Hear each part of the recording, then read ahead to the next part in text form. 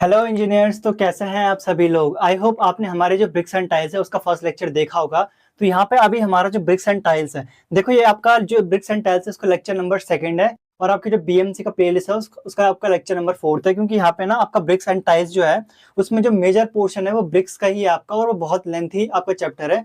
तो इसके बाद हो सकता है एक और लेक्चर मेरे को बनाना पड़े। तो यहाँ पे आप क्या है कि आपका जो इंग्रेडिएंट्स या फिर कहो रॉ मटेरियल जो हमने ब्रिक के लिए इस्तेमाल करते हैं उनके बारे में हम थोड़ा पढ़ेंगे कि आपका वो किस प्रपोर्शन में या फिर किस अनुपात में हम उसे डालते हैं और कौन कौन से इंग्रेडिएंट्स होते हैं। तो इसके बारे में पढ़ने से पहले ना मैं सभी स्टूडेंट को कहना चाहूंगा कि अपने ना कॉपी पेन लेके बैठ जाओ और जो यहाँ पे पढ़ा रहा हूँ उन सब चीजों को नोट डाउन करो। और देखो मेरा कोट ऑफ द डे ये रहेगा, मैंने आपको पहली वीडियो में बताया था ना, मतलब जो ब्रिक्स एंड टाइल्स थी, कि मैं आपको कुछ ना कुछ मोटिवेट करने के लिए बताऊंगा आपको। तो देखो यहाँ पे जो मेरा कोट ऑफ द डे है वो मैं आपको यही बताऊंगा कि जो हमेशा आपने देखा होगा ना, जो ग्रेटेस्ट पीपल होंगे या फिर जिन्होंने लाइफ में कुछ अचीव करा है, तो आप सोचते होंगे यार कि इनका लक अच्छा था। तो मैं आपको एक चीज बताना चाहूंगा कि the greatest were not the luckiest one, यानी कि जिनको आप ग्रेटेस्ट समझते हो ना, वो अब बहुत किस्मत वाले नहीं होते हैं, उन्होंने कुछ ना कुछ सेक्रीफाइस करा होता है। तो मैं आपको यही चीज कहना चाहूंगा कि अगर आपको आपको अगर कल के दिन आपको अगर स्टेबल इनकम चाहिए या फिर आपको एक अच्छी गवर्नमेंट जॉब चाहिए, तो आपको कुछ ना कुछ सेक्रीफाइस करना पड़ेगा। और आप अभी क्या सेक्रीफाइस कर रहे हो, अपना जो अपना एंजॉयमेंट है उसको सेक्रीफाइस करोगे आप। और यहाँ पे जो आपका लेक्चर है ना, कोशिश करना इसको पूरा एक ही वीडियो में कवर करो। मतलब इसको ये नहीं कि आज थोड़ा देख लिया कल थोड़ा देख लिया, हो सके तो इस वीडियो को पूरा एक बार में यहाँ पे देख लेना पूरा, जो मैं आपको यहाँ पे पढ़ाऊंगा। और सारी चीजों को ना यहाँ पे नोट डाउन जरूर करना है, क्योंकि ये जो कंटेंट है ये सिर्फ पॉलिटेक्निक के लिए नहीं है। ऐसा नहीं है कि यूबीटीआर पॉलिटेक्निक के लिए है, ये आपका उत्तराखंड पॉलिटेक्निक के लिए, आपका यूपी पॉलिटेक्निक के लिए हो गया, आपका जितने भी अदर स्टेट की पॉलिटेक्निक है उन सब के लिए, और आपका एसएससी जेई के लिए बहुत ज्यादा इंपॉर्टेंट है। यहाँ पे जो डेटा बताऊंगा ना वो एसएससी जेई के साथ साथ स्टेट जेई जो आपके होते हैं ना उनके लिए बहुत ज्यादा इंपॉर्टेंट है। तो यहाँ पे आपका इंग्रेडिएंट्स कौन कौन से आते हैं, कौन कौन से आपके इंग्रेडिएंट्स होते हैं, या फिर जो रॉ मटेरियल यानी कि जो कच्चे पदार्थ होते हैं जिनका इस्तेमाल करके हम आपकी ईंट बनाते हैं। तो यहाँ पे क्या लिखा हुआ है, एक पॉइंट लिखा हुआ है। तो यहाँ पे ना पॉइंट लिखा हुआ है, इसको पहले हम पढ़ लेते हैं। Generally bricks are made from clay. देखो ये तो आपको पता चल ही गया होगा कि आपकी जो ब्रिक्स है वो आपकी क्ले से बनती है। और क्ले आपको कहाँ से मिलती है, जो आपकी जो सॉइल होती है ना वहां से, मतलब एक्सकेवेट करते हो या फिर खुदाई करते हो वहां से आपको क्ले मिलती है, ये तो आपको पता होगा। यहाँ पे लिखा हुआ अकॉर्डिंग टू बीआईएस। बीआईएस मतलब काफी स्टूडेंट यहाँ पे ऐसे होंगे जिन्होंने पहली बार बीआईएस सुना होगा। तो मैं उनको बता दूं कि बीआईएस का फुल फॉर्म क्या होता है, ब्यूरो ऑफ इंडियन स्टैंडर्ड। यानी कि आपका जो ब्यूरो ऑफ इंडियन स्टैंडर्ड है बीआईएस है, यानी कि ये भारतीय मानक मानक एक ऐसा, मतलब आपका डिपार्टमेंट कहो इसे, या फिर एक ऐसी कमेटी कहो, कुछ भी आप इसे कहो, ऑर्गेनाइजेशन, जो डिसाइड करता है कि किसी भी जो आपका मटेरियल है ना कंस्ट्रक्शन के लिए, कोई भी मटेरियल आपका है उसका क्या क्या उसके अंदर क्वालिटी होनी चाहिए, क्या क्या मतलब पैरामीटर्स को फॉलो करने चाहिए, या फिर क्या क्या वो चीजें फॉलो करना चाहिए। तो बीआईएस आपका वो डिसाइड करता है। तो बीआईएस हमारा एक कोड दे रखा है। देखो बीआईएस का सबसे जो आपने मोस्ट कॉमन कोड आप सुनोगे ना वो 456/2000 होता है। और उसके अलावा यहाँ पे जो बीआईएस है, मतलब यहाँ पे ब्रिक्स के लिए आपका एक बीआईएस है जो आपका है 2117.1991। यहाँ पे 2117.1991 जो आपका एक भारतीय मानक का एक आपका कोड है। इसमें क्या दे रखा है कि some of the following ingredients are mixed in correct proportion for making dense and durable bricks. यानी कि जो आपका कोड है 2117.1991, ये आपका बीआईएस का एक कोड है। इसमें क्या होता है कि आपके जितने भी आपके इंग्रेडिएंट्स होते हैं, मतलब आपके जो भी इंग्रेडिएंट्स होते हैं ईंट बनाने के लिए, उनको एक उचित अनुपात में मिक्स करना होता है, यानी कि एक करेक्ट प्रोपोर्शन में उन्हें करना पड़ता है मिक्स, ताकि हमें क्या मिले, एक डेंस यानी कि घनी, और ड्यूरेबल मतलब बहुत ज्यादा आपकी सहन शक्ति वाली ब्रिक हमें मिल सके, यानी कि ईंटें मिल सके। तो वही यहाँ पे पूरा लिखा हुआ था इस पॉइंट में। अब यहाँ पे क्या है, आपको 5 इंग्रेडिएंट्स आपको दे रखे हैं, सिर्फ 5 है, यहाँ पे सिर्फ 5 इंग्रेडिएंट्स हैं। इनको आपको ना अच्छे से याद करना है, और इनकी ट्रिक मैं आपको बता दूंगा कैसे याद करना है। और यहाँ पे उनका परसेंटेज दे रखा है। तो यहाँ पे सबसे पहले आपका आता है silica, alumina, lime, iron oxide और मैग्नीशिया। देखो यहाँ पे इनको याद करने की ट्रिक पता क्या है, यहाँ पे सलीम वर्ड से आप इनको याद रखना, सलीम SALIM, यानी कि आपका S से सिलिका, A से एल्यूमिना, L से लाइम, I से आयरन ऑक्साइड और M से मैग्नीशिया। अब देख लो यहाँ पे कि सिलिका और जो एल्यूमिना होता है ना वो मेन कंपोनेंट होता है। यहाँ पे मैंने लिख भी रखा है कि वो मेन कंपोनेंट होता है, और 70 से 80% जो आपके ईंट के अंदर होता है वो आपका यही होता है। इतना आपको ध्यान में रखना है कि 70 से 80% आपका यही होता है, आपका कौन सा, सिलिका और एल्यूमिना। यानी कि सलीम का SA आपका सबसे ज्यादा मात्रा में होता है ईंटों में। यहाँ पे लाइम दे रखा है जिसे आप चूना कहते हो, कैल्शियम ऑक्साइड कहते हो जिसे आप, यहाँ पे क्या है वो 4 से 5% है। और मैं बता दूं जो आपका लाइम होता है ना, इसको हम आपका जो सीमेंट मैन्युफैक्चरिंग है वहां पे भी इस्तेमाल करते हैं। अब इसका इस्तेमाल आगे आप पढ़ेंगे। और यहाँ पे आयरन ऑक्साइड आप देख लो, आयरन ऑक्साइड 5 से 6% होती है और मैग्नीशियम यहाँ पे 1% होती है। अब इसकी टेंशन मत लो कि हमें इन सब चीजों को पढ़ना है या नहीं। देखो यहाँ तक तो आपको कॉलेज लेवल के लिए ही पढ़ना है, लेकिन इससे आगे जितना पढ़ाऊंगा ना वो आपको कॉलेज के साथ साथ आपको जो आपके एसएससी जेई, स्टेट जेई, उनको भी तो आप टारगेट करोगे ना, तो उनके लिए बहुत ज्यादा इंपॉर्टेंट है कि आपको जो आपके सलीम है, यहाँ पे सलीम यानी कि silica, alumina, lime, iron oxide और मैग्नीशियम, इन पांचों का आपको पता होना चाहिए कि इनके क्या क्या यूज होते हैं। अगर ये कम मात्रा में हो तो क्या होगी, ज्यादा मात्रा में हो तो इनसे क्या असर पड़ेगा ईंटों पे। तो आप चाहे तो पहले आप इन सब चीजों को ना यहाँ पे नोट डाउन कर सकते हो, क्योंकि यहाँ पे ना आप अभी से ट्राई करो कि हम आपके एसएससी जेई और स्टेट जेई की जो नोट्स है ना वो अभी बना लो, ताकि आगे जाके ना आपको कॉलेज के बाद दोबारा ये सब नोट्स ना बनाने पड़े। वहां आपका टाइम वेस्ट बहुत ज्यादा होगा अगर आप कॉलेज खत्म होने के बाद दोबारा ये सब चीजें के लिए नोट्स बनाओगे, वहां पे आपको सिर्फ रिवाइज करना है। फिर तो आप चाहो तो इसको आप नोट डाउन कर सकते हो या फिर वीडियो को पॉज करके आप इसका स्क्रीनशॉट ले सकते हो। अब जो हमारे इंग्रेडिएंट्स की मैंने आपसे बात करी थी, अब उन इंग्रेडिएंट्स के बारे में हम थोड़ा पढ़ लेते हैं यहाँ पे। और देखो यहाँ पे जो आपके इंग्रेडिएंट्स है ना, ऐसा नहीं है कि आपके ये सिर्फ आपके एसएससी जेई, स्टेट जेई में ही काम आएंगे, आपके ये कॉलेज लेवल पे भी काम आएंगे। अगर आपसे पूछता है कि आपके जो इंग्रेडिएंट्स है ब्रिक में, उनके बारे में बताओ, तो यहाँ पे आप silica, alumina, lime, iron oxide और मैग्नीशियम, पांचों के बारे में आराम से बता सकते हो। ज्यादा मुश्किल पॉइंट नहीं बताऊंगा यहाँ पे। और मैं एक चीज आपको पहले बता दूं, अगर तुम सोच रहे हो ना एसएससी जेई मतलब देने का या फिर आपका आरआरबी जेई का, तो मैं सच बता दूं तो एसएससी जेई से ना इस चैप्टर से, ब्रिक्स वाले चैप्टर से, बेसिकली यहाँ पे क्या है कि ब्रिक्स एंड ब्रिक मशीनरी होना था यहाँ पे, बट हमारे पास बुक में ब्रिक्स एंड टाइल्स है, तो कोई नहीं, ब्रिक मशीनरी को हम आगे कवर कर लेंगे जब हम मशीनरी के बारे में पढ़ेंगे। तो यहाँ पे क्या है, यहाँ से ना मतलब आपके मान के चलो 5 से 6 नंबर के क्वेश्चन बने थे, सिर्फ सिलिका से नहीं, टोटल जो आपका ब्रिक्स वाला पार्ट है वहां से 5 से 6 नंबर के क्वेश्चन हर बार बनते हैं। ऐसा जरूरी नहीं कि यही टॉपिक से बनेंगे, डिफरेंट टॉपिक से बनता है, लेकिन ब्रिक्स से बनते हैं, इतना मैं कह रहा हूं आपसे। तो यहाँ पे सिलिका है, आपका देखो सिलिका का मैंने फॉर्मूला लिख रखा है SiO2, आपको ना इसको याद रखना है। कई बार आपसे फॉर्मूला पूछ लेता है कि आपका जो सिलिका है उसका फॉर्मूला क्या है, और परसेंटेज हमेशा याद रखना। परसेंटेज काफी बार कॉम्पिटेटिव एग्जाम में पूछता है कि परसेंटेज क्या है सिलिका का और एल्यूमिना का। तो यहाँ पे सिलिका का क्या है, 50 से 60%। आपको एमसीक्यूज में दिया होगा, तो आपको 50 से 60% डायरेक्ट टिक करना है, एकदम दूसरे ऑप्शन को देखना भी नहीं है। तो यहाँ पे आपके इसके 5 पॉइंट्स है, इस 5 पॉइंट को मैं जल्दी से कवर करता हूँ। तो यहाँ पे क्या लिखा हुआ है, पहला पॉइंट कि ये आपका फर्स्ट मेन कंपोनेंट होता है, यानी कि आपका जो सिलिका होता है या फिर SiO2 जिसे हम कह रहे हैं, वो आपका पहला मेन कंपोनेंट होता है। सबसे ज्यादा जो इंपॉर्टेंट कंपोनेंट है वो यही है। इसके बाद यहाँ पे क्या लिखा हुआ है सेकंड पॉइंट में, यहाँ पे it prevents cracking, shrinkage and warping, यानी कि यहाँ पे 3 शब्द का इस्तेमाल हुआ है, 3 टर्म का। ये आपका प्रिवेंट करता है, यानी कि आपका बचाता है क्रैकिंग से। क्रैकिंग मतलब समझते हो, कहीं पे आपकी जैसे आपकी ब्रिक की वॉल है ना, तो वहां पे ना कभी आपका अर्थक्वेक आएगा तो उससे क्या होता है, क्रैक वगैरह पड़ती है। तो जो आपकी जो सिलिका होती है वो प्रिवेंट करता है क्रैक वगैरह पड़ने से। या फिर जब आप काम करते हो ना कहीं पे, आपका सीमेंट मोटार वगैरह इस्तेमाल करते हो आपकी ब्रिक के साथ, तो वहां पे कई बार ब्रिक्स में ना क्रैक पड़ जाती है ज्यादा प्रेशर के कारण। तो इससे बचाता कौन है, आपका सिलिका। श्रिंकेज मतलब यहाँ पे सिकुड़ना होता है, जैसे कि आपकी ब्रिक होती है ना, अब कोई भी चीज मान लो अगर एक्सट्रीम टेम्परेचर में है या फिर एक्सट्रीम कोल्ड में, तो उसका श्रिंकेज या फिर एक्सपेंशन होता है। तो यहाँ पे सिर्फ आपका जो श्रिंकेज के बारे में हम कह रहे हैं ना, तो वो आपका कौन प्रिवेंट करता है, आपका सिलिका। और यहाँ पे वार्पिंग लिखा हुआ है, देखो आपका ना आगे ब्रिक मैन्युफैक्चरिंग जब आप पढ़ोगे ना, वहां पे ना बेंडिंग या फिर हम जो मोल्डिंग करते हैं ना, उसको आगे मैं बताऊंगा। तो वहां पे हम जब उसकी मतलब हाथ से हम उसे मतलब मोल्ड करते हैं, मतलब बनाते हैं ईंटों को, तो वहां पे ना उसकी बेंडिंग होती है, मतलब सूखने के बाद वो मुड़ ना जाए, उसी को हम वार्पिंग कहते हैं। तो ये हमारा बचाता है कौन, सिलिका।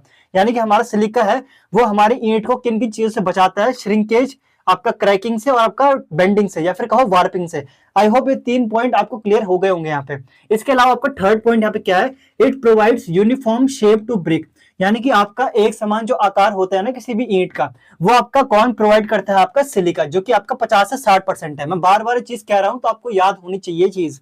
यहाँ पे चौथा पॉइंट क्या लिखा हुआ है, इन एक्सेस, यानी कि अगर ये अधिक मात्रा में हुआ, कौन सा, आपका सिलिका, अगर ये अधिक मात्रा में हुआ ईंटों में, ब्रिक्स बिकम ब्रिटल।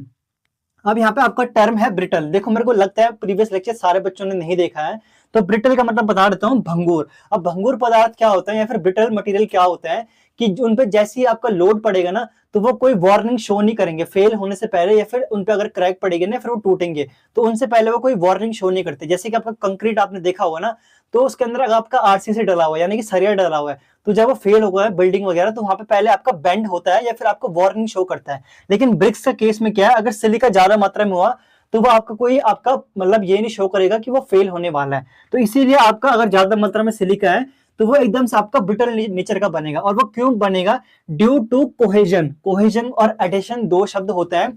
फ्लूइड में आपने चीज पढ़ ली होगी, अगर नहीं पढ़ी है फिर भी मैं यहाँ पे पढ़ाता हूँ आपको।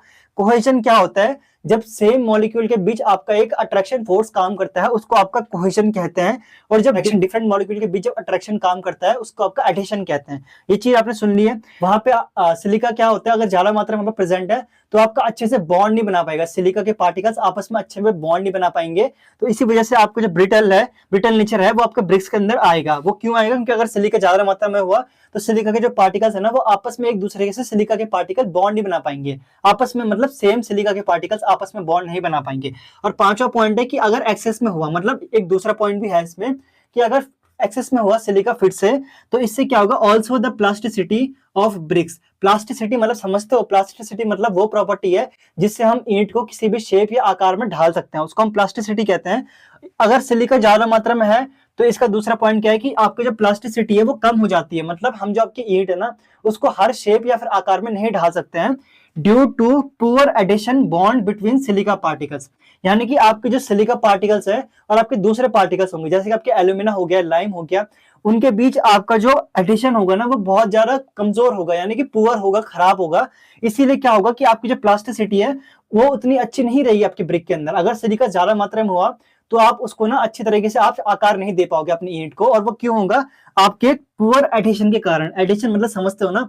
जब आपका मान लो कोई सिलिका का पार्टिकल है और ये कोई लाइम का पार्टिकल है, जिनके बीच जब आपका बॉन्ड बनेगा ना तब जाके आपके मतलब अच्छे से आपका क्या होगा?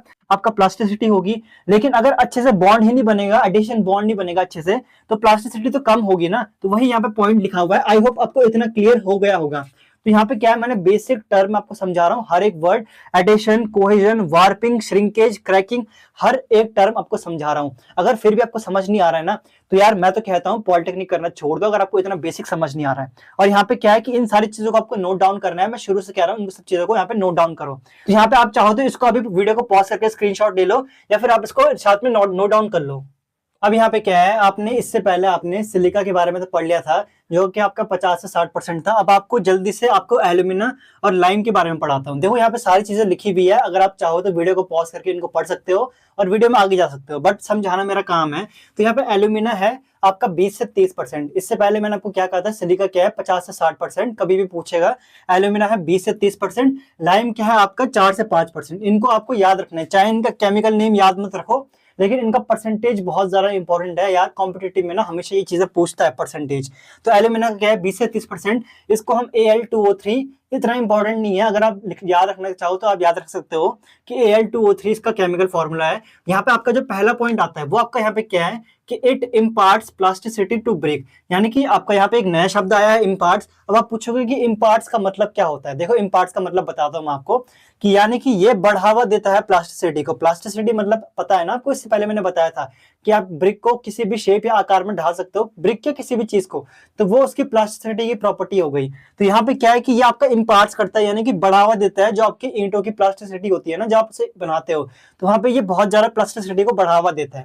यहाँ पे सेकंड पॉइंट क्या लिखा हुआ है, इन एक्सेस, यानी कि अगर ये अधिक मात्रा में हुआ, कौन सा आपका alumina, it causes shrinkage, shrinkage मतलब सिकुड़न, और वार्पिंग, वार्पिंग मतलब मैंने क्या समझाया था कि सीधा आप याद रखना बेंडिंग से, तो वहां पे आपका सिकुड़न होगा अगर आप ज्यादा मात्रा में होगा एल्यूमिना, और यहाँ पे क्या होगा वार्पिंग होगा यानी कि बेंडिंग होगा जब आप उसे जलाओगे। अब देखो ईंट है ना, उसके अंदर कुछ मॉइस्चर कंटेंट होगा, भले ही हम उसे पहले हटा देते हैं लेकिन उसके बाद जब हम उसे ना भट्टी में जलाने के लिए डालते हैं ना उसको, या फिर हम उसे सुखाते हैं, तो वहां पे क्या होगा, वहां पे ना आपका श्रिंकेज या फिर वार्पिंग हो सकती है, यानी कि सिकुड़न हो सकती है, तो ईंट सिकुड़ सकती है, या तो फिर क्या हो सकता है कि वहां पे ना आपका जो होगा वो आपकी ईंट मुड़ सकती है, श्रिंकेज हो सकता है, या फिर आपका बेंडिंग हो सकता है, ये कह सकते हो। और वो कब होगा, जब आप उन ब्रिक्स को ना आप भट्टी में जलाओगे। देखो भट्टी में जलाना बहुत ज्यादा इंपॉर्टेंट है, ये आपका एक स्टेप होता है मैन्युफैक्चरिंग ऑफ ब्रिक के प्रोसेस में। वहां पे आपका जब आप उन्हें जलाओगे और जब उन्हें सुखाओगे तब वहां पे आपका वार्पिंग और श्रिंकेज ना हो, इसीलिए हम एल्यूमिना को एक फिक्स अमाउंट में डालते हैं। श्रिंकेज मतलब मैंने समझा दिया कि सिकुड़े ना आपकी ईंट, और वार्पिंग मतलब आपका वो आकार में उसका बदले ना कुछ, यानी कि डायमेंशन उसका चेंज ना हो। यहाँ पे थर्ड पॉइंट क्या लिखा हुआ है, helps in easy moulding of BRICS. देखो यहाँ पे एक नया शब्द आया है मोल्डिंग, वैसे तो आपका ये एक आगे आगे जाके आपको डिटेल में पढ़ा पढ़ाऊंगा मैं ये चीज। लेकिन अभी के लिए फिलहाल आप ये समझ लो कि मोल्डिंग मतलब क्या होता है। जब आप किसी चीज को ना आकार देते हो, अब आप तो ये कहोगे कि प्लास्टिसिटी मतलब भी तो वही है। देखो प्लास्टिसिटी एक प्रॉपर्टी है, एक उसका गुण है किसी भी चीज का। लेकिन मोल्डिंग क्या है, एक तरीका है जिससे आप ईंट को आकार देते हो, प्रॉपर शेप देते हो उसे आपके ब्लॉक्स के फॉर्म में। इतना आपको समझना है। तो यहाँ पे आपको एल्यूमिनियम का क्लियर हो गया होगा, इसको आप साथ में नोट डाउन करो। अब हम यहाँ पे लाइम का पढ़ते हैं। देखो लाइम को आपको पता होगा ना, जिसे आप चूना भी कहते हो। चूना आपने बहुत बार शब्द सुना होगा। तो यहाँ पे इसका जो आपका 4 से 5% होता है, इसका जो अमाउंट होता है, और इसको हम कैल्शियम ऑक्साइड के नाम से भी जानते हैं, CaO यहाँ पे लिख रखा है। और ये जो है ना, ये मैंने थोड़ा आपको चिपका के लिख रखा है क्योंकि यहाँ पे स्पेस कम था। और अगर मैं यहाँ पे पूरा इसी को समझाऊंगा तो यार बहुत लंबा जाएगा लेक्चर। तो प्लीज आप थोड़ा एडजस्ट कर लेना, जो मैं यहाँ पे बोलूंगा ना उन सबको भी चाहे आप नोट डाउन करो, या तो फिर वीडियो को पॉज करके आप इनको नोट डाउन कर सकते हो। तो पहला पॉइंट क्या है कि it work as a flux. देखो इसका मतलब यहाँ पे क्या है कि ये एक फ्लक्स की तरह काम करता है। अब आप मुझसे पूछोगे कि फ्लक्स का मतलब क्या होता है। यहाँ पे हर चीज का मतलब आपको समझाऊंगा मैं, इसीलिए मैंने आपको कहा कि बाइंडिंग ऑफ ऑल इंग्रेडिएंट्स, यानी कि आपका जो कैल्शियम ऑक्साइड है या फिर जो चूना लाइम जिसे आप कह रहे हो ना, वो एक फ्लक्स की तरह काम करता है। मतलब वो सारे इंग्रेडिएंट्स को आपस में बांधने का काम करता है। आपका आयरन ऑक्साइड हो गया, मैग्नीशिया हो गया, आपका सिलिका हो गया, आपका एल्यूमिना हो गया, इन सबको बांधने का काम कौन करता है, आपका लाइम। क्वेश्चन यहाँ से 1 नंबर का पूछ सकता है कभी कॉम्पिटेटिव में कि कौन सा ऐसा इंग्रेडिएंट है जो फ्लक्स की तरह काम करता है। इस चीज का आपको ध्यान रखना है, वो कौन सा है, आपका चूना यानी कि कैल्शियम ऑक्साइड और लाइम। यहाँ पे सेकंड पॉइंट क्या लिखा हुआ है, एट हाई टेम्परेचर, यानी कि जब आपका टेम्परेचर बहुत ज्यादा हाई होगा, आपका जो लाइम है इट रिएक्ट्स विद सिलिका। आपको पता है कि आपका सिलिका भी वहां पे प्रेजेंट है, तो ये सिलिका के साथ रिएक्शन करके वहां पे ट्राई कैल्शियम सिलिकेट बनाएगा।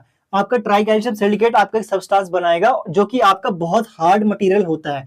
और ये आपका कब होगा, जब आप उन्हें भट्टी में डालोगे। सिंपल सा मतलब है, हाई टेम्परेचर कब आएगा, जब आप उन्हें भट्टी में डालोगे, तब जाके आपका जो होगा ना, या फिर जब आप उन्हें ड्राइंग करोगे यानी उन्हें सुखाओगे, तब जाके आपको सीथ रेस मिलेगा। और ये कंपाउंड क्या होता है, ये आपके कंक्रीट में आगे आप पढ़ोगे कि सीमेंट के अंदर ये आपका कंपाउंड होता है, जिससे आपका सीमेंट बाद में ठोस बन जाता है।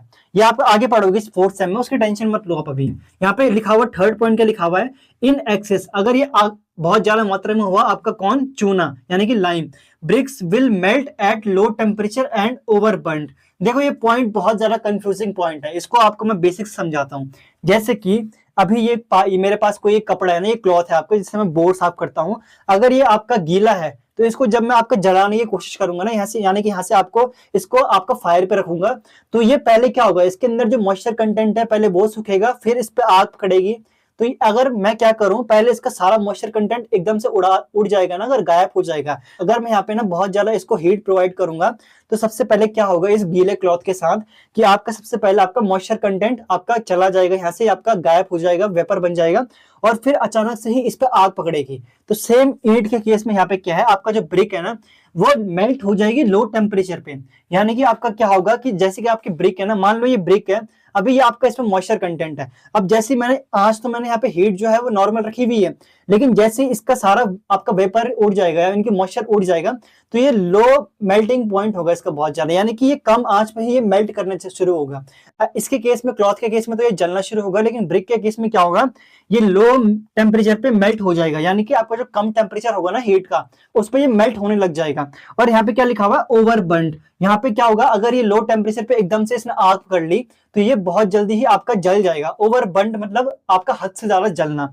तो सेम वही पॉइंट यहाँ पे डिटेल में लिखा हुआ है यहाँ पे कि अगर एक्सेस में होगा अगर आपका चूना, तो ये क्या करेगा, आपका चूना वो आपकी जो ईंट है ना उसको लो टेम्परेचर पे गला देगा। लो टेम्परेचर पे कैसे गलाएगा, अगर आप ब्रिक को ना हीट पास करोगे, मतलब बहुत ज्यादा लो टेम्परेचर पे, तो पहले उसका वेपर आप समझो, कपड़े की हेल्प से समझो, जैसे कि एग्जांपल मैंने बताया कि पहले इसका मॉइस्चर कंटेंट गायब होगा, फिर इस पर अचानक से आग पकड़ेगी। क्यों, क्योंकि हमने टेम्परेचर को कांस्टेंट रखा हुआ है, लेकिन जैसे आपके जो पानी के पार्टिकल्स है वो वेपर बन जाएंगे, तो उस पर एकदम से आग पकड़ेगी, जैसे कि आपको वो लो टेम्परेचर पे मेल्ट होगा। यानी कि हमने टेम्परेचर नहीं बढ़ाया, लेकिन वो अचानक से आपका मेल्ट होना शुरू होगा लो टेम्परेचर पे ही। और आपका ओवर बर्न, यानी कि एकदम से बहुत जल्दी वो जलना शुरू हो जाएगा, बहुत जल्दी वो जल जाएगा। ओवर बर्न मतलब हद से ज्यादा जल जाएगा वो। हमें सिर्फ ब्रिक्स को ना पकाना होता है, उन्हें जलाना नहीं होता है, ओवर बर्न नहीं करना होता है।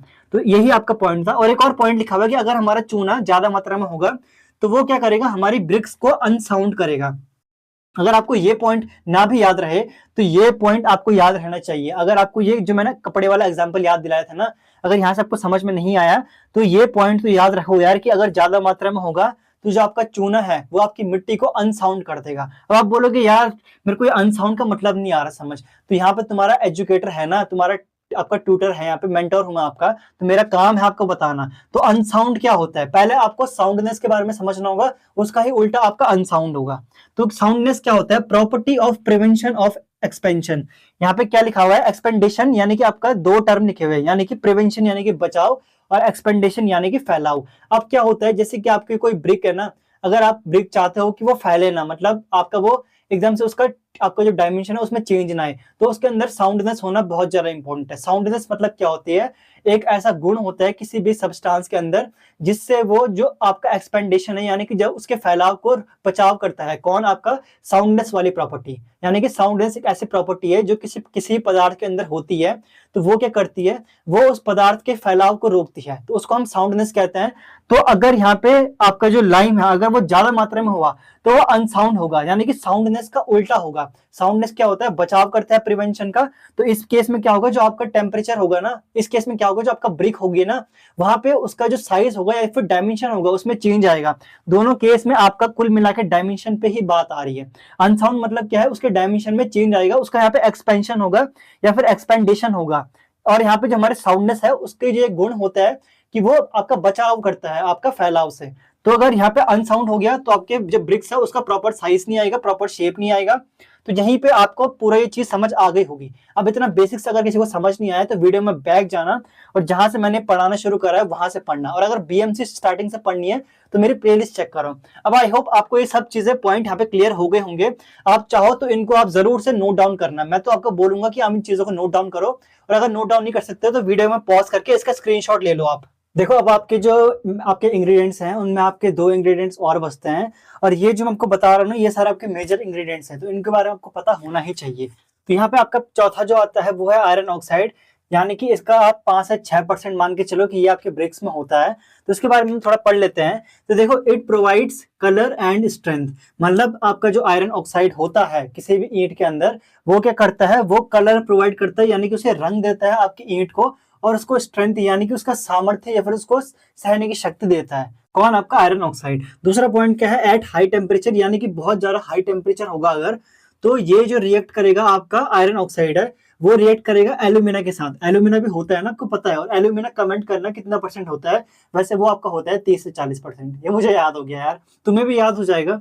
And give red colour to brick, यानी कि अगर आप हाई टेम्परेचर पे अपनी ब्रिक को रखोगे तो उसके अंदर क्या है कि आपका आयरन ऑक्साइड एल्यूमिना के साथ रिएक्ट करेगा और आपकी ब्रिक को ना रेड कलर देगा। यहाँ पे लिख भी रखा है पॉइंट में।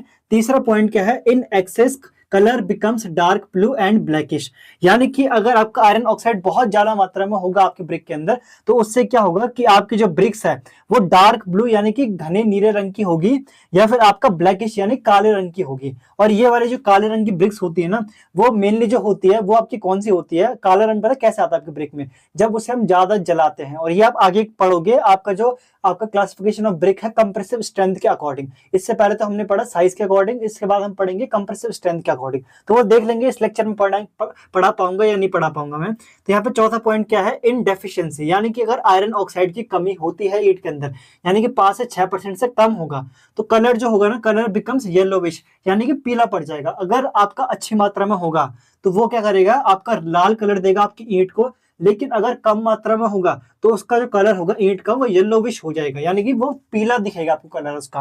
अब ये तो आपको समझ आ गया आयरन ऑक्साइड क्या है। अब मैग्नीशिया जो लास्ट इंग्रेडिएंट है इसके बारे में हम पढ़ते हैं, और ये आपका 1% होता है। यहाँ पे जो मैग्नीशिया है इसके बारे में थोड़ा पढ़ लेते हैं।